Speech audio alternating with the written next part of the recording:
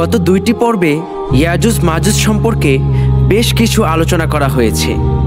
এই পর্বেও ইনশাআল্লাহ আরও আলোচনা করা হবে, তাই ধৈর্য সহকারে পুরো ভিডিও দেখবেন। যারা গত পর্বগুলো দেখেন নাই তাদের জন্য ভিডিওর ডেসক্রিপশনে গত পর্বগুলোর লিংক দেওয়া থাকবে। চলে যাচ্ছি মূল আলোচনায়। ইয়াজুজ মাজুজ প্রাচীর ভেঙে মানুষের বিরুদ্ধে বেরিয়ে পড়বে। তাদেরকে দেখে মনে হবে যেন ঢেউয়ের পর ঢেউ। যখন ইয়াজুজ মাজুজকে মুক্তি দেয়া হবে, তারা প্রতি উঁচু ভূমি থেকে ছুটে আসবে। সূরা আম্বিয়া। বের হয়ে আসার পর তাদের প্রথম দলটি তাবারিয়া সাগরের সব পানি খেয়ে ফেলবে। তাদের একদম শেষের দলটি সেখান দিয়ে পার হওয়ার সময় বলবে, এখানে হয়তো কোনো কালে পানি ছিল। তারা সংখ্যায় এত বেশি যে প্রথম দল পানি খাওয়া শুরু করলে শেষের দল সেখানে কোনো পানিই দেখবে না, একদম শুকিয়ে যাওয়া খাল দেখতে পাবে। সহিহ মুসলিম। মানুষ তাদের দেখে ভয়ে পালাতে থাকবে। তারা এত দ্রুত বেগে এসে পড়বে যে তারা একে অন্যের উপরে তরঙ্গ মালার মতো আছড়ে পড়বে। সূরা কাহাফ। ইয়াজুজ মাজুজ বের হয়ে কি করবে? ঠিক যে কারণে বাদশাহ জুলকারনাইন তাদেরকে সুদূর প্রাচীরের মধ্যে আটকে রেখেছিল, ঠিক সেই অকাজগুলিই করবে এরা বের হয়ে। অর্থাৎ এরা বের হয়ে আবারও মানুষকে মারবে, হত্যা করবে। জমিনে মারামারি, দাঙ্গা, হানাহানি, কাটাকাটি ইত্যাদি ফিতনা ফাসাদ সৃষ্টি করবে। সব জায়গায় তারা বিশৃঙ্খলা সৃষ্টি করবে। জমিনে কাউকেই বাঁচতে দিবে না। বর্ণিত আছে, ইয়াজুজ মাজুজ জেরুজালেমের জাবালে খামারের দিকে গিয়ে বলবে, আমরা জমিনের অধিবাসীদের নিঃশেষ করেছি, এখন আসমানের অধিবাসীদের নিঃশেষ করব। এ কথা বলে তারা আসমানের দিকে তীর ছুঁড়তে থাকবে। আল্লাহ তাদের তীরকে রক্তিত করে ফিরিয়ে দিবেন। ওদিকে যারা দাজ্জালের ডাকে সাড়া দেয়নি, দাজ্জালকে প্রভু বলে মেনে নেয়নি, এসব মুমিন বান্দাদের নিয়ে ঈসা আলাইহিস সালাম তুর পাহাড়ে বসবাস করতে থাকবেন। ইয়াজুজ মাজুজ এসে তাকে অবরোধ করে ফেলবে। ইয়াজুজ মাজুজের শেষ পরিণতি কি হবে? যখন ইয়াজুজ মাজুজ বিশৃঙ্খলা তাণ্ডব চালাতে থাকবে, তখন আল্লাহ ঈসা আলাইহিস সালামকে ওহী পাঠাবেন যে, আমি আমার কিছু বান্দার আবির্ভাব ঘটিয়েছি, তাদের বিরুদ্ধে কারো লড়ার ক্ষমতা নেই, সুতরাং তুমি আমার প্রিয় বান্দাদেরকে নিয়ে তুর পাহাড়ে আশ্রয় নাও। মহান আল্লাহ ঈসা আলাইহিস সালামকে জানিয়ে দিবেন যে ইয়াজুজ মাজুজকে দমানোর ক্ষমতা তোমাদের নেই, তোমরা তাদেরকে থামাতেও পারবে না, আবার হত্যাও করতে পারবে না।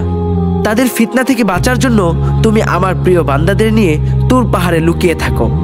ঈসা আলাইহিস সালাম তার সঙ্গী সাথীদেরকে নিয়ে সেখানে লুকিয়ে থাকবেন। অপরদিকে ইয়াজুজ মাজুজের তাণ্ডবে সারা দুনিয়া ফিতনা ফাসাদে ভরে উঠবে। সর্বত্রই তারা হত্যা জঙ্গ চালাতে থাকবে। তারা তাণ্ডব শেষে মনে করবে জমিনে আর কেউ বেঁচে নেই। তখন তারা আসমানের অধিবাসীদের উদ্দেশ্যে তীর নিক্ষেপ করতে থাকবে। মহান আল্লাহ তাদের ধোঁকায় ফেলতে তাদের তীরগুলোতে রক্ত মাখিয়ে দেওয়ার ব্যবস্থা করবেন।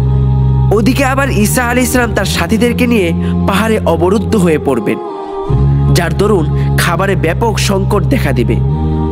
এই বিপদের মুহূর্তে মানুষের যা করা উচিত ঈসা আলাইহিস সালামও তাই করবেন। আল্লাহর দরবারে হাত তুলে দোয়া করবেন, আল্লাহ দোয়া কবুল করে নেবেন। এই দোয়ার প্রেক্ষিতে আল্লাহ তাআলা তাদের ঘাড়ের পিছনে এক ধরনের পোকা সৃষ্টি করে দিবেন। এই পোকার আক্রমণে তারা সবাই একসাথে মারা যাবে।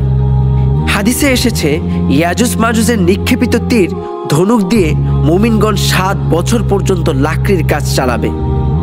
ইয়াজুজ মাজুজের ধ্বংসের পর ঈসা আলাইহিস সালাম যখন তার সাথীদের নিয়ে নেমে আসবেন, তখন ইয়াজুজ মাজুজের পচে যাওয়া লাশ দেখতে পাবেন।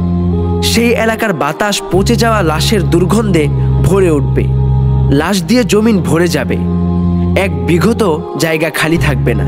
তখন ঈসা আলাইহিস সালাম এবং তার সাথীরা মিলে আবারও আল্লাহর কাছে দোয়া করবে। তখন আল্লাহ বুখতি উটের ঘাড়ের ন্যায় বিশাল এক প্রকার পাখি পাঠাবেন। এই ঘাড়ওয়ালা পাখিরা ইয়াজুজ মাজুজের লাশগুলিকে তুলে নিয়ে গিয়ে আল্লাহ যেখানে চাইবেন সেখানে ফেলে দিবে। তারপর আল্লাহ মুষলধারে বৃষ্টি বর্ষণ করবেন। এই বৃষ্টি দুনিয়ার সব এলাকায় হবে। এই বৃষ্টির পানিতে সমস্ত জমিন ধুয়ে মুছে মসৃণ পাথরের মতো অথবা স্বচ্ছ ঝকঝকে কাচের মতো পরিষ্কার পরিচ্ছন্ন হয়ে যাবে। তারপর আল্লাহর আদেশে জমিনে আবারও বরকত ফিরে আসবে। জমিন তখন সকল ফল ফসল সবজি উৎপন্ন করবে। এই বরকতের এত ছড়াছড়ি হবে যে একদল লোক মাত্র একটি মাত্র ডালিম খেলেই ক্ষুধা মিটে যাবে। উট, গরু, ছাগলের দুধের পরিমাণ এত বেশি হবে যে একটি মাত্র উটনি একটি জাতির জন্য যথেষ্ট হয়ে যাবে, একটি গাভী একটি গোত্রের জন্য যথেষ্ট হয়ে যাবে, আর একটি ছাগল কয়েকটি পরিবারের জন্য যথেষ্ট হয়ে যাবে। এরকম অবস্থা চলতে থাকবে। এক সময় আল্লাহ তাআলা এক প্রকার পবিত্র বাতাস পাঠাবেন। এই বাতাস তাদের বগলের নিচে দিয়ে প্রবাহিত হবে। প্রত্যেক মুসলিম নরনারী তখন মারা যাবে। ইয়াজুজ মাজুজ বিষয়ক আলোচনা এখানেই শেষ করছি। পরবর্তী ভিডিও পেতে আমাদের চ্যানেলটি সাবস্ক্রাইব করে রাখুন এবং পাশে থাকা বেল আইকনটি অন করে রাখুন। দেখা হচ্ছে পরবর্তী ভিডিওতে। আল্লাহ হাফেজ।